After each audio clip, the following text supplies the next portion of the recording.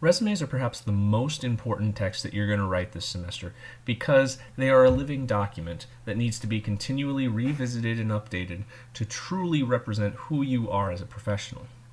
The basics of resumes are important to master, and while much of this information has been presented in the assigned readings, I felt it would be helpful to create a brief video to review the basics so that you might glean something that you might not have otherwise noticed from the text. To cover the basics, there are three types of resumes: chronological resume, functional resume, and a combination resume. The chronological resumes are the most common types of resumes, and they place emphasis on most recent and most relevant experiences.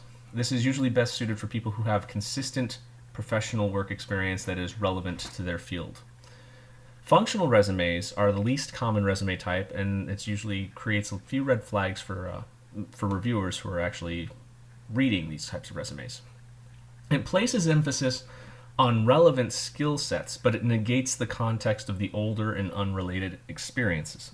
It's usually best suited for people who have a questionable work history, people who may be switching careers after a long time in a single career, or people who just do not have that relevant work experience, but have a lot of other work experiences that they can kind of draw from, and they can highlight transferable skills, but not necessarily anything that's directly relevant to that position. A combination resume is exactly what the name indicates. It's a combination of the chronological and the functional.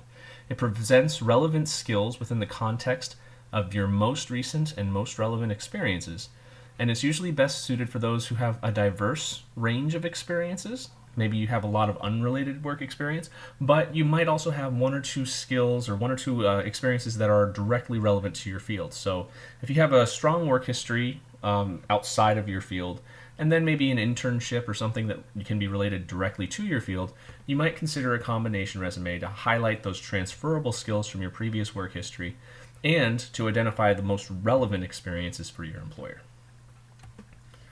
Here's an example of a chronological resume, and you can take a look at this online in D2L. The chronological resume, as you look at the experience section here, you're going to see that the experiences are organized into a single block. All of your employment history is in a single section, and it's because all of these work histories are relevant to the position that this person is now applying for. In this case, I believe it's in finance. So that's something to keep in mind. Notice how they're using bullets to highlight those transferable skill sets, and the first words in each of those bullet statements should be an action verb, something that's directly implying a relevant skill. You know, you can take a look at research and you think research. You can say I engaged, and that's a communication skill. I assisted, that's, a collaborative team player kind of a thing. Written, again, that's a communication skill. So all of these are key action verbs that relate to specific skill sets.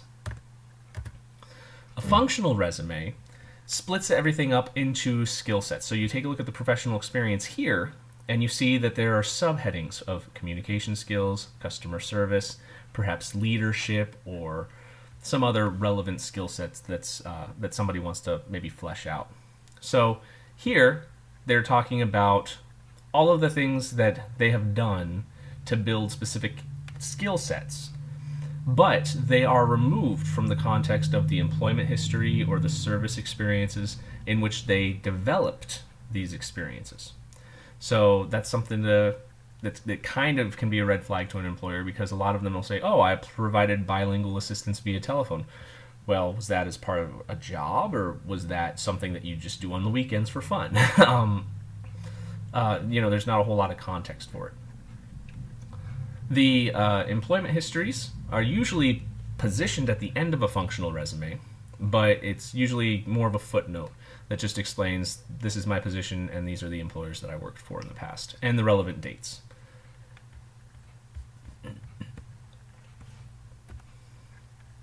The combination resume, as you can see, separates those experiences out into more relevant and less relevant experiences. So in this case, this person's applying for a finance job. And so they have their financial experience in a section, and then they have additional experience.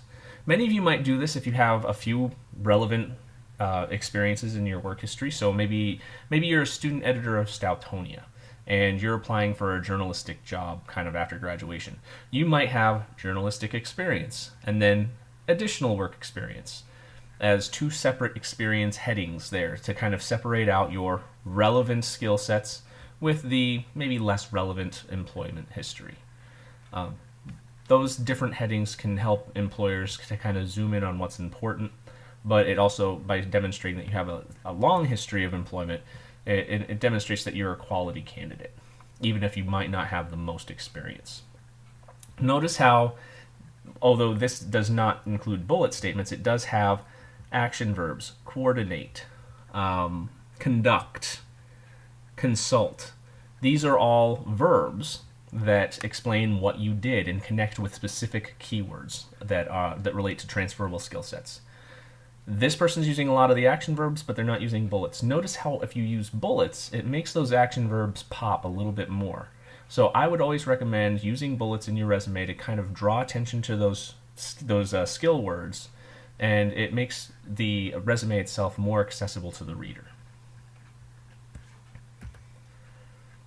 Basic content. Now, this is something that everybody's going to kind of vary a little bit on. Not everybody has the same experiences or training or certifications, so some people may include certain things in their resume that other people just wouldn't because they don't have those experiences. But basic things that everybody should consider would be education and training, employment history, relevant skills, professional memberships and community involvement, and then honors and awards. You might also include certifications if you have certifications in your field. If you're writing the education section, there are some basic details that everybody's going to have. The name of the college or university that you're attending or have attended, the level of the degree, i.e. Associate of Science, Bachelor of Science, Master of Science. A lot of people will say, oh, I majored in professional communication emerging media, but I don't know whether it's a bachelor's degree or a master's degree. So that's something to keep in mind. Majors and minors. A lot of times you have double majors. Sometimes you have multiple minors that help line up for specific opportunities, right?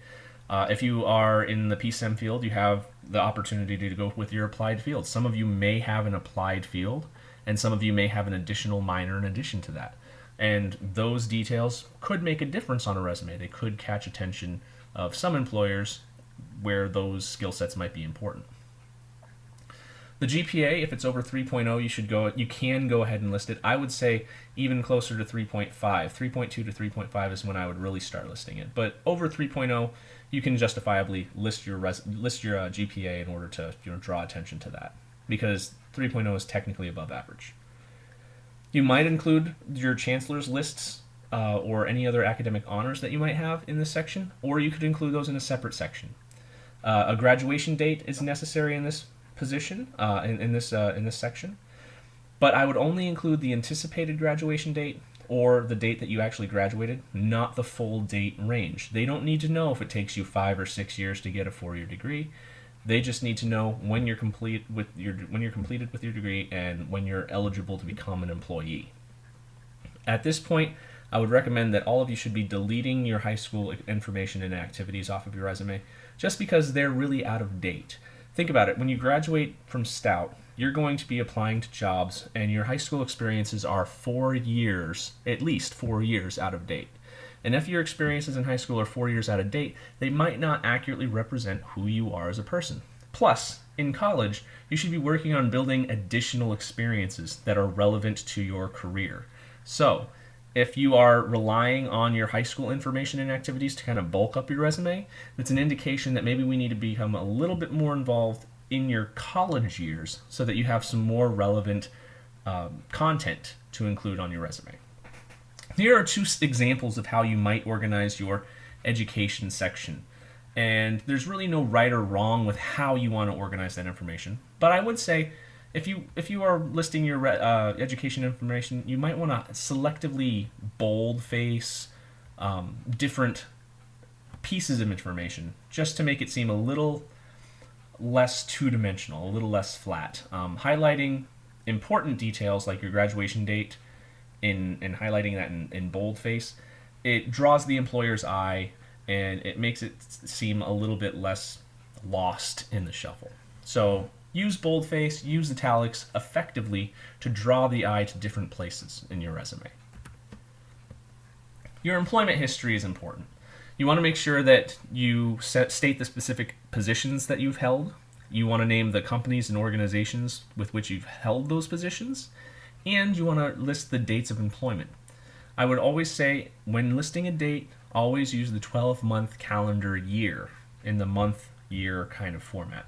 So September 2013 to May 2014. This is because employers work on the calendar year, not an academic year. So you want to make sure that you're talking the same language. The promotions that you've had are important. This is a lot of times something that many of us would overlook when we're writing our resumes. Sometimes we'll just say, oh, we've been with this employer for 4 years, but maybe you've had different positions within that employer. There are a few ways that you can kind of highlight those positions, those promotions. Some people would treat those as separate entries. Some people would collapse those into a single entry to indicate promotions. But it's really important to highlight those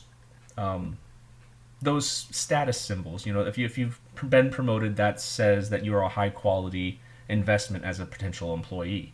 You're somebody that's going to stick around. You're somebody that's going to be serving the organization. So make sure you note those and any other accomplishments that you might have in those positions. Again, you want to make sure that you're using bullets that articulate transferable skills by using select action verbs. There's a list in D2L of action verbs that you can go to and pull things from just to kind of get you started. So I'd suggest trying that. And here's an example of how you might list an employment history. This one is how I have in the past indicated that I've been with the same employer for a while, but I've had maybe a promotion while I was there. Maybe I started as a staff writer and I became an editor. And that indicates that I've stuck it out, I've been promoted, and then you can collapse those two entries, those skills, into a single entry. So that's just something to consider. You don't have to treat it like that, but that's how I've treated it in the past. Clubs and organizational memberships, these can be very important, particularly if the service to the organization is relevant to your career. If you held leadership positions, if you're a vice president, treasurer, secretary, president, those are important things to consider. And many of you might want to treat this as an employer if you've done a lot for the organization. If you haven't done a lot for the organization and you've just basically been a member for a while, you don't necessarily need to treat it like an employer, and you don't necessarily need to include a bulleted list of everything that you've done. So there are two different ways that you can handle those. I've included two examples here. The first is just a basic list of the professional clubs and memberships that you've had, listing your status, the dates that you've been involved.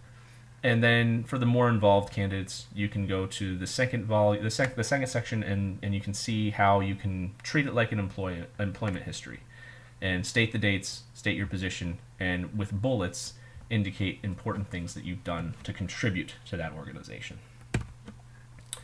There are a lot of helpful tips that you might want to consider. First, vary the use of action verbs to emphasize your communication skills. If you use the same words over and over again, it doesn't really grab our attention as an employer.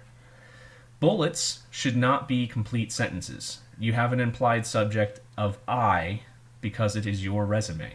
So you don't need to say, I communicated with staff writers to ensure blah, blah, blah, blah. You want to just say, communicated with staff writers to ensure quality stories. Something like that. They are going to be incomplete sentences, so you also don't need periods at the end of those. And it allows you to place that verb in the opening, as the opening word of those bullets as well. Format your dates consistently. Don't use numbers, don't abbreviate. And that also means don't abbreviate anything, even Bachelor of Science. If you say BS, it might be my own aesthetic preference, but it doesn't sound good. Organize your entries using headings, and organize entries under each heading in reverse chronological order. Do not include high school information. Use your space effectively to avoid overuse of white space. Proofread everything. Create unique headers to present yourself as a unique candidate, and avoid political or religious content to avoid prejudice. That's the basics of resumes. Next, we're going to go on to discuss cover letters. If you have any questions, please post those in the general inquiry forum.